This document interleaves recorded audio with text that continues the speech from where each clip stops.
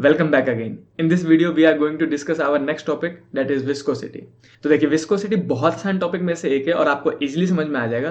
मैं आपको एक्सप्लेन करना स्टार्ट करता हूं। देखो विस्कोसिटी क्या होता है? It is the frictional force that is applied between the two layers of liquid. हाँ, कि जब भी दो लिक्विड के लेयर आपस में एक दूसरे के ऊपर मूव करने की कोशिश करते हैं तो वहां पे भी फ्रिक्शनल फोर्स लगता है। उसी फ्रिक्शनल फोर्स को हम विस्कस फोर्स भी कहते हैं। और इस फेनोमेना को, इस प्रॉपर्टी ऑफ फ्लूइड को, जिसमें एक लेयर दूसरे लेयर के ऊपर मूव करने की कोशिश करेगा तो उसके बीच में फ्रिक्शनल फोर्स लगने लग जाता है। तो चलिए मैं आपको जल्दी से डायग्राम के थ्रू समझाता हूं कि मान लीजिए अपने पास दो लिक्विड के लेयर थे, ऐसे करके दो लेयर्स मान लिए मैंने सीट जैसा, और इसी के नीचे दूसरा लेयर मान लेता हूं ऐसा करके।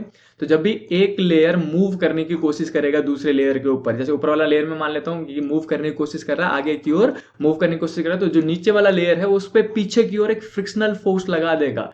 इस फ्रिक्शनल फोर्स को हम कहते हैं विस्कस फोर्स। जैसे मैंने यहाँ पे लिख भी रखा है कि इसको हम क्या कहते हैं, विस्कस फोर्स। और फ्लूइड की इस प्रॉपर्टी को, जिसमें एक लेयर जब भी दूसरे लेयर के ऊपर मूव करने लग जाए तो जो फ्रिक्शनल फोर्स लगने लगता है, इस प्रॉपर्टी को ही हम विस्कोसिटी कहते हैं। तो सिंपल भाषा में अगर मैं आपको बताऊं तो विस्कोसिटी क्या होता है? It is the property of fluid due to which whenever there is a relative motion between two layers there will be an opposing force. Simple सी बात कि जब भी एक लेयर दूसरे लेयर के ऊपर मूव करने की कोशिश करेगा तो वहां पे फ्रिक्शनल फोर्स लगने लग जाता है। और इसी प्रॉपर्टी ऑफ फ्लूइड को हम क्या कहते हैं? विस्कोसिटी। विस्कोसिटी फ्लूइड की प्रॉपर्टी है जिसकी वजह से विस्कस फोर्स लगता है। तो विस्कोसिटी का मतलब बस आपको इतना सा याद रखना है कि ये फ्लूइड की प्रॉपर्टी है, जिसमें होता क्या है कि जब भी एक लेयर दूसरे लेयर के ऊपर मूव करेगा तो वहां पे फ्रिक्शनल फोर्स लगने लग जाता है। और वो जो फ्रिक्शनल फोर्स लगता है उसको हम बार बार फ्रिक्शनल फोर्स ना कह के हम विस्कस फोर्स कहते हैं। तो मैं पूरा लाइन एक बार जल्दी से रीड कर देता हूं। देखो विस्कोसिटी में हमने क्या लिखा है? It is the property of fluid due to which it opposes the relative motion between its different layer. जब भी एक लेयर दूसरे लेयर के ऊपर मूव करेगा तो वहां पे अपोजिशन होगा। और इसी विस्कोसिटी को फ्लूइड फ्रिक्शन और इंटरनल फ्रिक्शन भी कहते हैं। और उसी का आगे लिखा हुआ है the force between the layers opposing the relative motion is called viscous force. यानी कि वो जो फोर्स लगता है पीछे की ओर, ये जो फोर्स लग रहा है पीछे की ओर दो लिक्विड के लेयर्स के बीच में, इसको हम विस्कस फोर्स कहते हैं। अब इसी वीडियो में एक छोटा सा टॉपिक और है कि ये जो विस्कस फोर्स है उसका हम फॉर्मुला निकालेंगे। तो मैं इसी के नीचे जल्दी से स्क्रॉल करके आपको फॉर्मुला निकाल के दिखाता हूं कैसे याद रखें। अब देखो विस्कस फोर्स स्टार्ट करने से पहले आप जल्दी से एक बार छोटा सा रिकैप ले लो फ्रिक्शन को लेके। जो फ्रिक्शन हमने फर्स्ट बुक में पढ़ रखा था, राइट? कि हमने क्या कहा था कि जब भी अपने पास ये मान लेते हैं सरफेस है, एक प्लेन सरफेस है, इसके ऊपर एक बॉडी रखा गया है जिसका मास m है।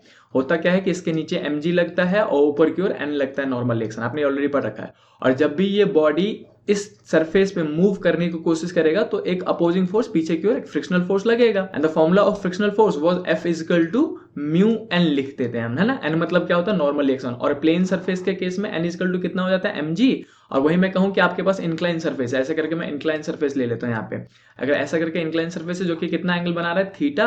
तो इस केस में क्या हो जाता था? n is equal to mu m। तो मैं यहाँ पे दोनों ही सरफेसेस के लिए फ्रिक्शनल फोर्स का फॉर्मूला लिख देता हूँ। एक तो होता है अपने पास प्लेन सरफेस और एक होता है अपने पास इंक्लाइन सरफेस। इंक्लाइन मतलब उठा हुआ सरफेस। तो आपने फर्स्ट बुक में पढ़ रखा होगा ऑलरेडी, मैं जस्ट एक बार रिवाइज करवा रहा हूं आपको। फ्रिक्शनल फोर्स का फॉर्मूला किस केस में? प्लेन के केस में। ये मान लो प्लेन सरफेस का केस है। प्लेन सरफेस के केस में frictional force is equal to mu और n को हटा के आप mg ले लेते हो, क्योंकि इस केस में जो n होगा ऊपर वाला फोर्स वो नीचे वाला फोर्स mg के बराबर होता है, राइट? और दूसरा, अगर जो प्लेन सरफेस की जगह अगर हम इंक्लाइन सरफेस की बात करें, इस वाले डायग्राम की बात करें, इस वाले की, तो इस केस में frictional force is equal to आता है म्यू mg cos थीटा। ये हमारे पास फ्रिक्शनल फोर्स बन जाता है इस केस में, ठीक? तो ये वाला कॉन्सेप्ट हमने फर्स्ट बुक में ही कवर कर रखा होता है। और इस वीडियो में जो फ्रिक्शनल फोर्स आया वो दो लिक्विड्स के लेयर के बीच में आया। यानी कि दो लिक्विड के लेयर के बीच में जो फ्रिक्शनल फोर्स लगता है जब भी वो एक दूसरे के ऊपर मूव करने की कोशिश करेंगे, उस फ्रिक्शनल फोर्स को हम विस्कस फोर्स कहते थे। और उसी विस्कस फोर्स का फॉर्मूला निकालना था। तो मैं जल्दी से आपको एक्सप्लेन करता हूँ कि फॉर्मूला क्या होता है और उसको कैसे अप्लाई करोगे आप। तो उसमें वापस से आपको करना क्या होता है? कुछ भी नहीं, फिर से डायग्राम बना लीजिए बेसिक जो हमने ऊपर बनाया था। दो लेयर्स लिए थे हमने लिक्विड के, एक लेयर ये मान लिया और दूसरा लेयर इसके जस्ट नीचे बना देते हैं, है ना? यहाँ पे एक और लेयर ऐसे करके बना दिया। अब दोनों का एरिया मान लेना सेम ही है, आर्बिट्री शेप बन गया है। तो ये भी एरिया ए है, ये भी एरिया ए है। और इसी के नीचे हम ग्राउंड बना देंगे, जो हमारा जमीन होता है, नीचे वाला सरफेस होता है, वो बना दिया हमने ऐसे करके। और मान लेते हैं कि जो नीचे वाला लेयर है वो x हाइट के ऊंचाई पे था, तो जो ऊपर वाला लेयर होगा वो थोड़ा सा ज्यादा ऊंचा होगा, तो उसको हम कह देंगे x प्लस में dx।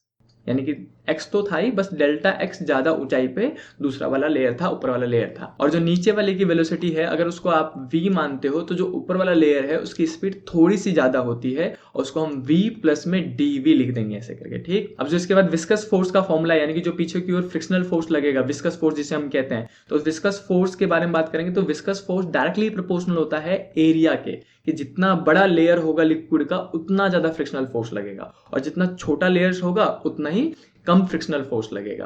तो हम पहला पॉइंट क्या कहते हैं, जो फ्रिक्शनल फोर्स है वो डायरेक्टली प्रोपोर्शनल है किसके, एरिया के। और दूसरा इसी में हम कहते हैं कि जो फ्रिक्शनल फोर्स है यानी कि विस्कस फोर्स है वो डायरेक्टली प्रोपोर्शनल होता है वेलोसिटी ग्रेडियंट के। मैं यहाँ पे लिख भी देता हूँ जल्दी से, वेलोसिटी ग्रेडियंट के डायरेक्टली प्रोपोर्शनल होता है।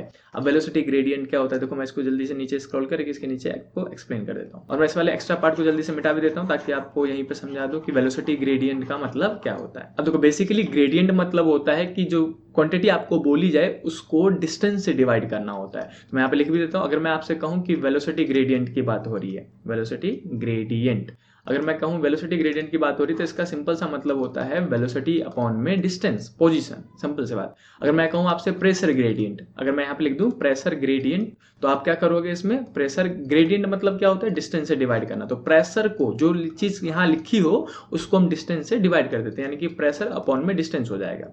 सिमिलरली यहाँ पे इस केस में जो आप वेलोसिटी ग्रेडियंट लोगे उसका मतलब क्या होगा, वेलोसिटी अपॉन में डिस्टेंस, लेकिन सिर्फ एक्स्ट्रा वाली यानी कि डेल्टा वी अपॉन में डेल्टा एक्स लेते हैं यहाँ पे। तो जो फ्रिक्शनल फोर्स होगा वो डायरेक्टली प्रोपोर्शनल होगा dv अपॉन में dx के। इसी को हम क्या कहते हैं, वेलोसिटी ग्रेडियंट। अब जल्दी से फ्रिक्शनल फोर्स का फाइनल फॉर्मूला निकाल लेते हैं इसी के नीचे। देखो अब जो हमारे पास फ्रिक्शनल फोर्स आया वो इन दोनों क्वांटिटी पे डिपेंड करता है, यानी कि फ्रिक्शनल फोर्स दोनों के डायरेक्टली प्रोपोर्शनल है। तो हम यहाँ पे frictional force is directly proportional to लिख सकते हैं एरिया इनटू में dv बाई dx। अब हमें पता है कि जब भी प्रोपोर्शनलिटी का साइन, ये वाला साइन हट के क्या आएगा, इक्वल टू का साइन आएगा तो साथ में कांस्टेंट भी आता है। तो मैं यहाँ पे लिख देता हूँ frictional force is equal to, अब यहाँ पे जो कांस्टेंट आता है वो k नहीं आता, यहाँ पे आता है नीटा, एन का पैर थोड़ा सा खींच दो तो उसको हम नीटा पढ़ते हैं।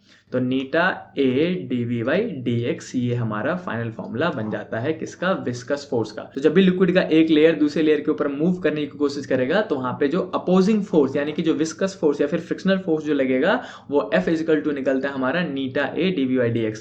और कई जगह बुकों में ऐसा भी लिखा गया है F इजिकल टू माइनस के नीटा ए dv बाई dx। माइनस क्यों लगाते हैं, क्योंकि ये अपोजिंग फोर्स है, पीछे की ओर लगेगा। अगर मोशन आगे तो फ्रिक्शनल फोर्स किधर, पीछे की ओर है ना, इसीलिए हम इसमें माइनस भी लगा देते हैं, राइट।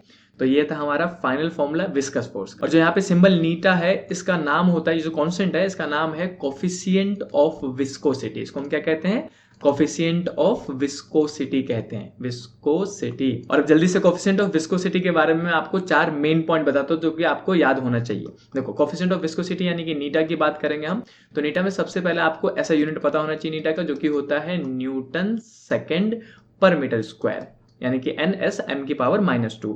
दूसरा अगर हम इसकी जल्दी से डायमेंशन की बात कर ले तो जो डायमेंशन होता है नीटा का कोफिशिएंट ऑफ विस्कोसिटी का वो होता है ml-1 और t-1।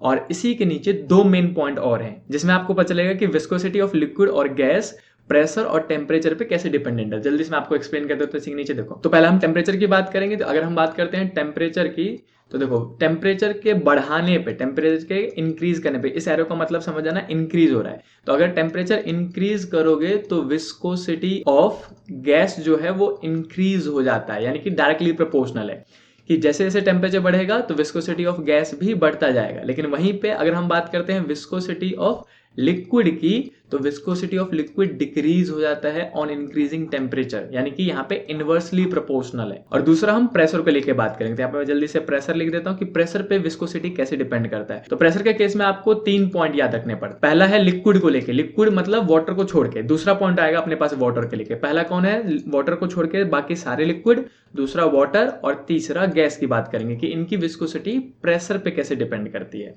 तो जो अपने पास सबसे पहला लिक्विड है, लिक्विड के जो विस्कोसिटी है वो प्रेशर के इंक्रीज होने पे इंक्रीज हो जाता है। तो अगर हम प्रेशर को इंक्रीज करेंगे तो जो लिक्विड है उसकी विस्कोसिटी भी इंक्रीज हो जाएगी, विस्कोसिटी भी इंक्रीज हो जाएगी। समझ आना, एरो से दिखा रहे हैं हम यहाँ पे, ठीक। तो ये तो डायरेक्टली प्रोपोर्शनल हो गया कि प्रेशर के इंक्रीज करने पे वाटर को छोड़ के बाकी जितने भी लिक्विड है उन सब की विस्कोसिटी इंक्रीज हो जाती है। वहीं पे वाटर बदतमीज, वाटर बदतमीज भाई साहब, प्रेशर के बढ़ाने पे इसकी विस्कोसिटी घट जाती है। डिक्रीज हो जाती है, इनवर्सली प्रोपोर्शनल। बाकी सारे लिक्विड की इंक्रीज होती है और वाटर की डिक्रीज होती है। अनोखा है ये। और अगर हम गैस की बात करते हैं तो प्रेशर के इंक्रीज करने पे जो गैस की विस्कोसिटी होती है वो डिपेंड ही नहीं करती है, उसको कोई मतलब नहीं है, नो डिपेंडेंसी, डिपेंड ही नहीं करेगा, नहीं डिपेंड करेगा। यानी कि प्रेशर को चाहे बढ़ा लो चाहे घटा लो, गैस की विस्कोसिटी पे कोई फर्क नहीं पड़ता। तो ये थे अपने सारे मेन पॉइंट विस्कोसिटी को लेके। तो मैं आपको जल्दी से एक बार रिकॉल भी करा देता हूँ कि अपने पास सबसे पहला टॉपिक क्या था विस्कोसिटी। कि विस्कोसिटी होता क्या है? तो विस्कोसिटी होता है प्रॉपर्टी ऑफ फ्लूइड जिसकी वजह से फ्रिक्शनल फोर्स लगता है जब भी एक लेयर दूसरी लेयर के ऊपर मूव करेगा। और जो फ्रिक्शनल फोर्स लगता है उसको हम क्या कहते हैं? विस्कस फोर्स कहते हैं। देखो इसी विस्कस फोर्स का आपने फॉर्मूला निकाला है जो कि है माइनस के नीटा ए डीवी बाई डी एक्स। ये वाला फॉर्मूला किसका है? विस्कस फोर्स का। जहां पे नीटा मतलब एन का जो पैर खींचा हुआ है उसको हम क्या पढ़ते हैं? Coefficient of viscosity. ए मतलब एरिया है और डीवी बाई डी एक्स मतलब वेलोसिटी ग्रेडियंट है। अब इसी में मैंने आपको बताया कि कोफिशिएंट ऑफ विस्कोसिटी यानी कि नीटा को लेकर दो मेन पॉइंट याद रखने आपको। एक तो ऐसा यूनिट पता होना चाहिए जो कि क्या है? न्यूटन सेकंड पर मीटर स्क्वायर, और डायमेंशन है अपने पास ml-1 t-1। अब इसी में एक्स्ट्रा क्या है? ये दो मेन पॉइंट जो मैं अगला बता रहा हूं मैं आपको कि टेम्परेचर और प्रेशर पे विस्कोसिटी ऑफ लिक्विड और गैस कैसे रिएक्ट करते हैं, कैसे डिपेंडेंसी दिखाते हैं। तो सबसे पहले हम बात करेंगे टेम्परेचर की। देखो टेम्परेचर के बढ़ाने पे गैस की विस्कोसिटी तो बढ़ जाती है, लिख लेना इन सबको नोट बना के इंपॉर्टेंट में। और अगर टेम्परेचर को बढ़ाओगे तो लिक्विड की जो विस्कोसिटी है वो डिक्रीज हो जाती है। जबकि प्रेशर की अगर हम बात करें तो प्रेशर के केस में बाकी सभी लिक्विड का प्रेशर के बढ़ाने से विस्कोसिटी बढ़ता है, प्रेशर के बढ़ाने से विस्कोसिटी इंक्रीज हो जाएगा। लेकिन बदतमीज कौन? वाटर। सारे लिक्विड का इंक्रीज हो रहा है विस्कोसिटी प्रेशर के बढ़ाने पे, जैसे जैसे प्रेशर बढ़ाओगे तो विस्कोसिटी इंक्रीज होता चला जाएगा। लेकिन वाटर कहते हैं नहीं, हम अलग हैं। ये अनोखा खेल जाता है भाई साहब, प्रेशर के बढ़ाने पे विस्कोसिटी इसकी डिक्रीज हो जाती है।